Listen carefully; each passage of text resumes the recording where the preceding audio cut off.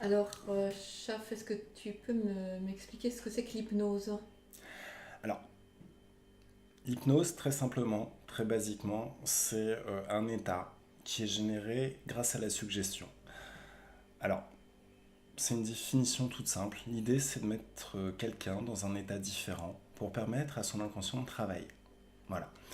Alors là-dessus, on peut étoffer cette définition en disant, par exemple, qu'il existe des millions d'états modifiés de conscience, qu'il n'existe aucun état ordinaire de Voilà. conscience. Donc l'idée qui consiste à dire qu'on est dans un état naturel, ordinaire, et que après l'hypnose on rentre dans un état modifié, c'est un petit peu un raccourci facile.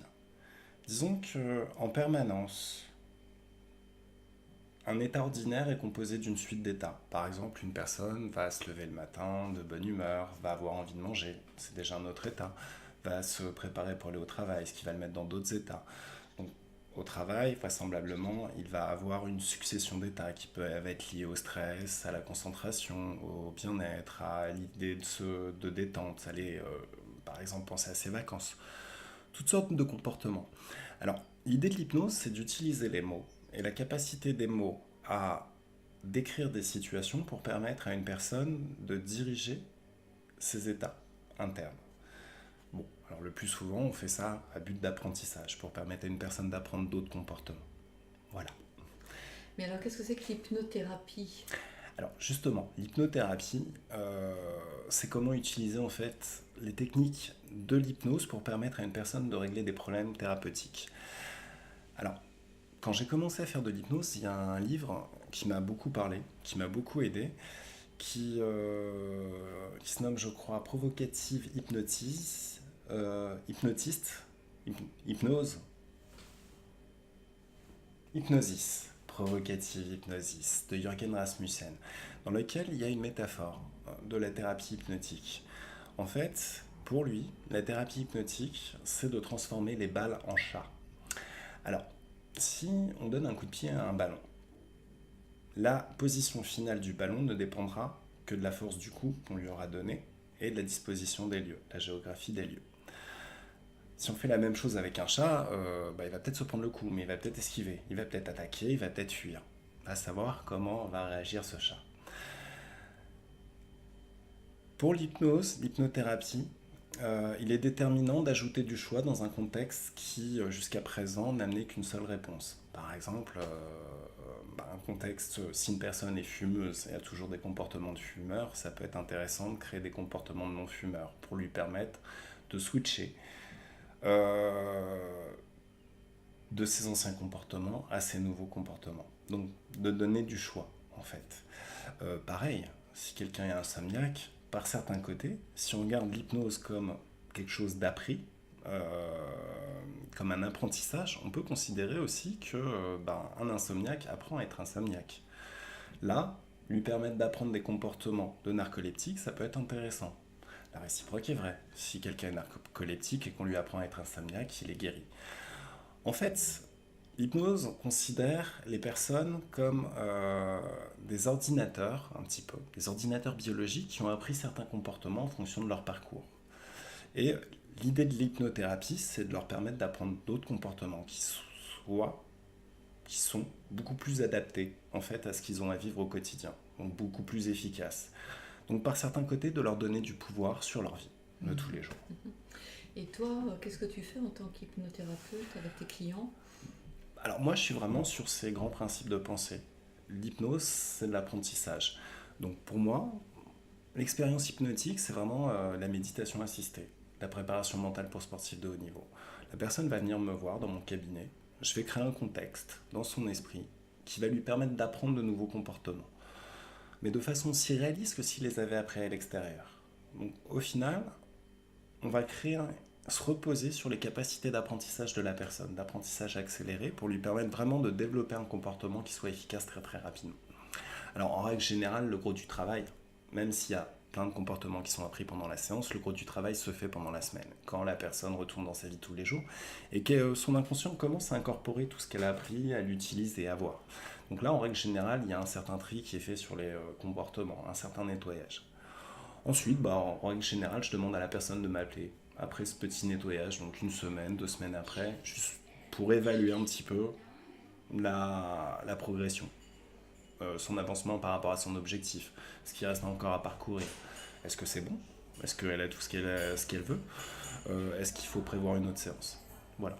En règle générale, c'est vraiment comme ça que je fonctionne et comment j'amène les choses. Et tu m'as dit que tu avais aussi des enfants qui venaient pour de l'hypnose. Oui, beaucoup. L'hypnose repose beaucoup sur l'imaginaire, la capacité d'imaginer. Naturellement, les enfants sont portés sur l'imagination. Enfin, les habitudes qui consistent à se créer un ami imaginaire sont des habitudes qu'on a quand on est enfant et qu'on a justement cette imagination qui est extrêmement fertile. Alors, l'idée, là encore, c'est d'utiliser ça, de se reposer sur cette faculté d'imagination et de créativité propre à l'enfant pour lui permettre de résoudre des problèmes qu'il a dans la vie de tous les jours. Voilà. Donc, encore de créer un espace qui va vraiment lui permettre d'apprendre comment agencer en fait ce qu'il connaît déjà ou ce que je peux lui apprendre.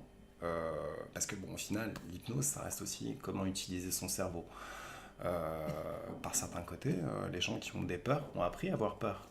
Donc, ils utilisent leur cerveau pour amplifier la peur. Mais la peur, ça donne pas de pouvoir sur la vie. Ça aurait plutôt tendance à couper les jambes. L'idée de l'hypnose, c'est qu'on peut apprendre à la personne à installer autre chose, quelque chose qui est porteur. La confiance en soi, la joie de vivre, qui peut être un moteur assez intéressant, de la curiosité intellectuelle. En fait, tout ce qui va permettre à la personne de se sentir vraiment, vraiment à l'aise, motivée pour faire tout ce qu'elle a à faire, pour accomplir tout ce qu'elle a à accomplir. Et donc, d'être heureux de vivre. Principalement. À différents niveaux. Parce qu'en fait, c'est ça l'idée. Les gens attendent en règle générale d'être heureux. Pour être heureux, les gens attendent d'avoir accompli une grande chose, d'avoir une augmentation, voilà. Mais tant qu'ils n'ont pas eu ça, ils sont dans un simili-état proche de la frustration qui n'est pas forcément très très porteur, qui les aide pas à être le plus efficace possible, donc à obtenir ce qu'ils veulent vraiment. En hypnose, on fait les choses à l'inverse. On installe d'abord du bonheur, ce qui fait qu'on a plein d'énergie et qu'on peut encore plus travailler avec. Parce que quand on est heureux, on travaille mieux, de façon plus efficace, à obtenir ce qu'on veut. Donc l'idée, c'est un petit peu de mettre la charrue avant les bœufs. Mais de le faire avec... de faire à bon escient, de donner vraiment tout ce dont la personne a besoin pour créer la vie qu'elle veut créer. Au final, si la personne agit comme si elle avait déjà atteint son objectif, c'est juste une histoire d'imagination tout ça. Elle va se projeter là-dedans, elle va le vivre, et en le vivant, elle va apprendre des comportements qui lui auraient échappé si elle était restée dans sa position, sa disposition mentale initiale, qui est celle qu'elle connaît depuis tout le temps. Donc l'idée de se projeter, ça permet d'apprendre à un niveau un petit peu subtil d'autres comportements qui vont permettre dans la vie de tous les jours d'autres résultats. Et pourquoi tu es devenu hypnologue? La liberté que ça m'a apporté. En fait, c'est vrai qu'on est dans un monde assez limitant. Pour faire ceci, faut que tu aies ça. Si tu veux être en bonne santé, faut que tu te fasses vacciner. On est vraiment dans un monde où l'être humain, pour faire ce qu'il a à faire, a besoin de ci, de ça. Et c'était super bloquant, c'était super verrouillant. On est dans un monde aussi où quand on a été formé pour un certain métier, on y reste toute sa vie, on ne change jamais. Faut se reprojeter aussi au moment où j'ai commencé à faire de l'hypnose, c'était en 2008. Donc c'était une époque où il n'y avait pas eu ce boom encore de l'hypnose. Et en termes de thérapie, les croyances qui circulaient, c'était que quand on avait un souci, on en avait pour 10 années, 20 ans, 30 ans de thérapie. Donc vraiment, un monde qui me semblait vraiment étriqué, bloquant. Ensuite, à un moment donné, parce que j'avais des petits soucis à régler, j'ai été faire une séance d'hypnose. Et là, je me suis senti tellement... ça m'a tellement... Par écart de langage, on peut dire que ça m'a tellement ouvert les chakras. Je me suis senti tellement vraiment libre que j'ai voulu faire ça. Aborder ce domaine et le développer au maximum. Et oui, voilà, au final, j'y étais pour régler des problèmes et j'y suis resté parce que... justement, je pense que c'est beau un métier qui permet vraiment de faire du bien aux gens et d'être rémunéré pour ça. Donc tu es un hypnologue heureux. Oh ouais, carrément. à donf, plus ça serait indécent, je pense.